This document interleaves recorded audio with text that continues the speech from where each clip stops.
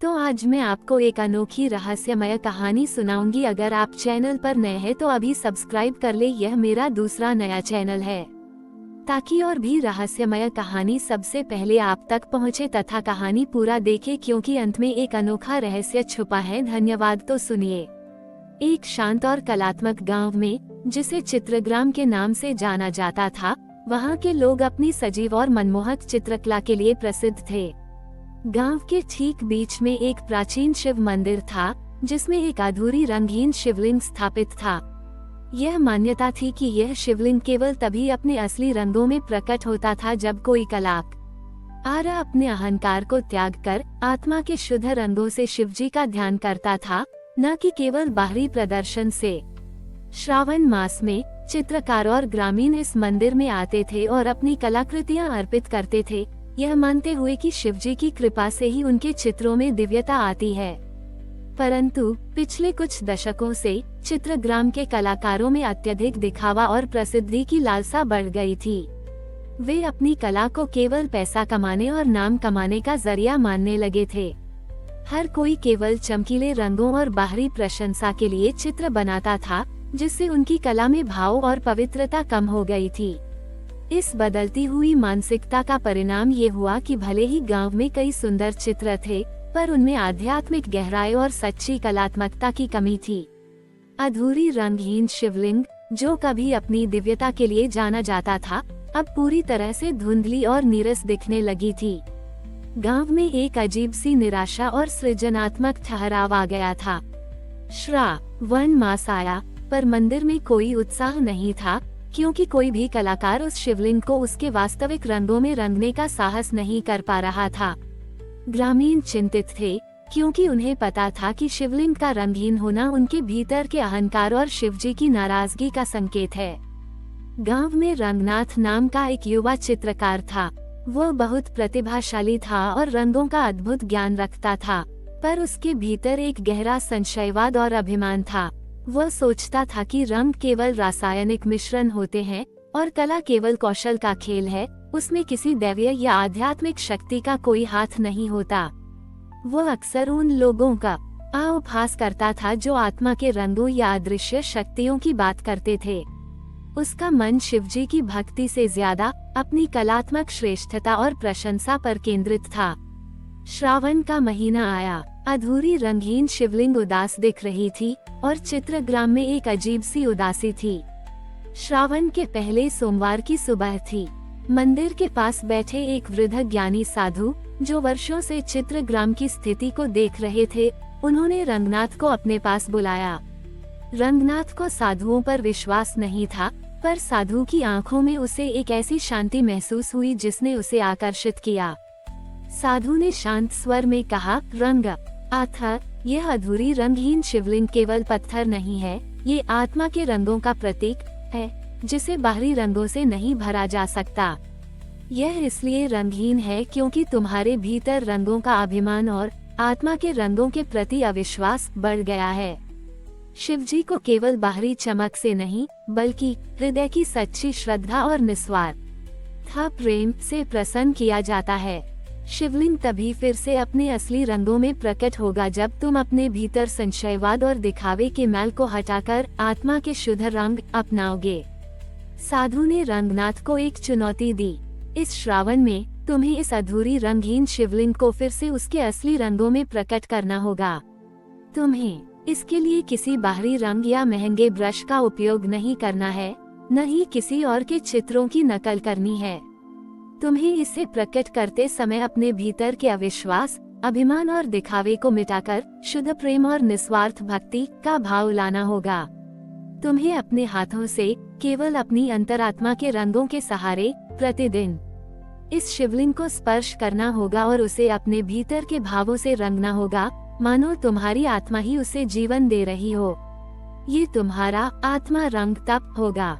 याद रखना, जब तक तुम्हारे भीतर का अंधेरा नहीं हटेगा, तुम्हें शिवजी का वास्तविक प्रकाश नहीं मिलेगा। रंगनाथ ने चुनौती सुनी। उसे यह काम असंभव लगा।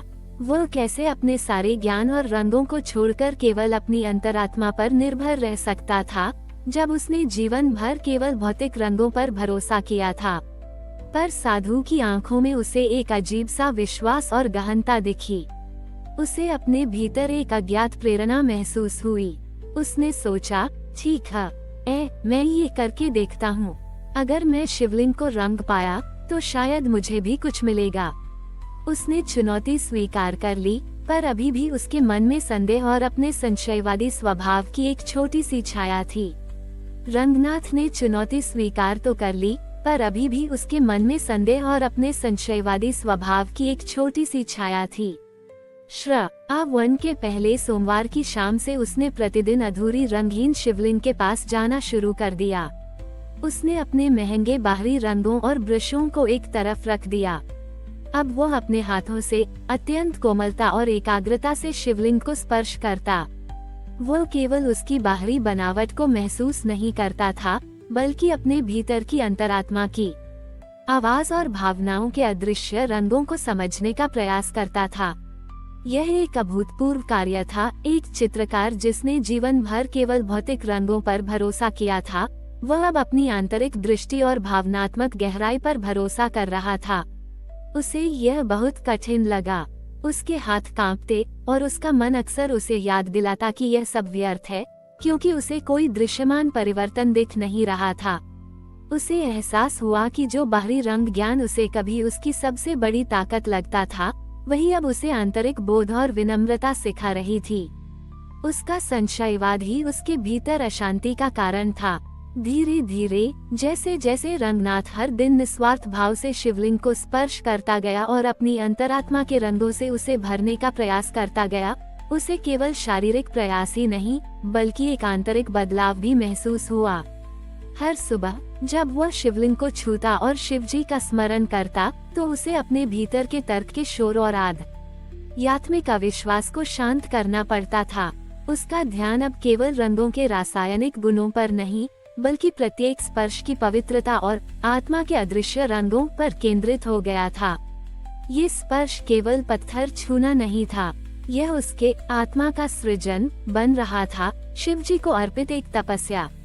वो अब किसी को कुछ साबित करने के लिए ये सब नहीं कर रहा था, बल्कि अपने भीतर की शांति और उस पुराने विश्वास के भाव को वापस लाने के लिए कर रहा था, जिसे उसने कभी नकार दिया था।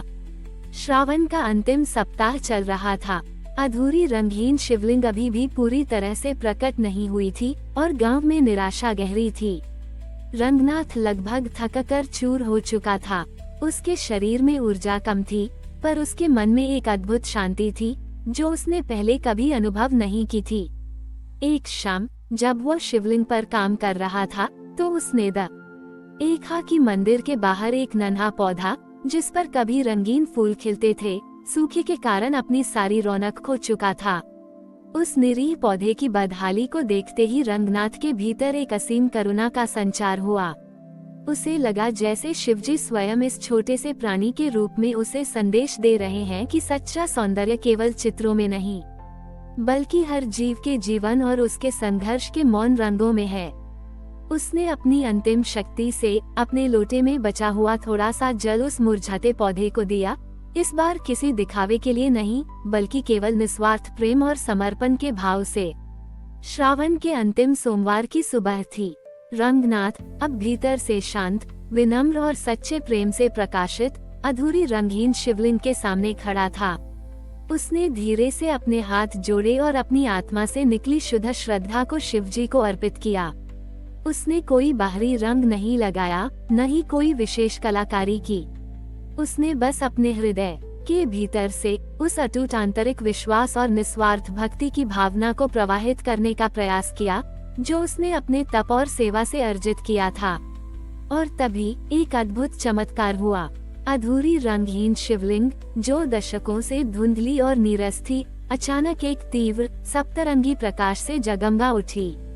उसकी आकृति पूरी तरह से स्पष्ट और अत्यंत सुंदर दिखाई देने लगी, मानो उसे अभी अभी किसी दिव्य कलाकार ने अपने हाथों से रंगों से भर दिया हो। उसकी आभा इतनी विशाल और तेजस्वी थी कि उसने पूरे मंदिर को ही नहीं, बल्कि पूरे गांव को प्रकाशित कर दिया। मंदिर में फैला दिखावा और निराशा का माहौल तुरंत एक गहन शांति और आनंद में बदल गया। सबसे हैरान करने वाली बात ये हुई कि गांव के सभी कलाकारों को अपने चित्रों में एक नई सच्ची गहराई मिल गई, जिससे वे अब और भी भावपूर्ण और पवित्र कलाकृतियां बनाने लगे। चित्रग्राम में फैली निराशा तुरंत विश्वास, प्रेम और सामूहिक सद्भाव में बदल गई। गांव वाले, जो उस अद्भुत प्रकाश और शिवलिंग की नई भव्यता से आकर्षित होकर मंदिर की ओर दौड़े, वे शिवलिंग को पूरी तरह से प्रकट और तेजस्वी देखकर हक्के बक्के रह गए। उन्होंने रंगनाथ को विनम्रता से शिवलिंग के सामने खड़े देखा। उसके चेहरे पर एक ऐसी दिव्य शांति और करुणा थी जो पहले कभी नहीं थी।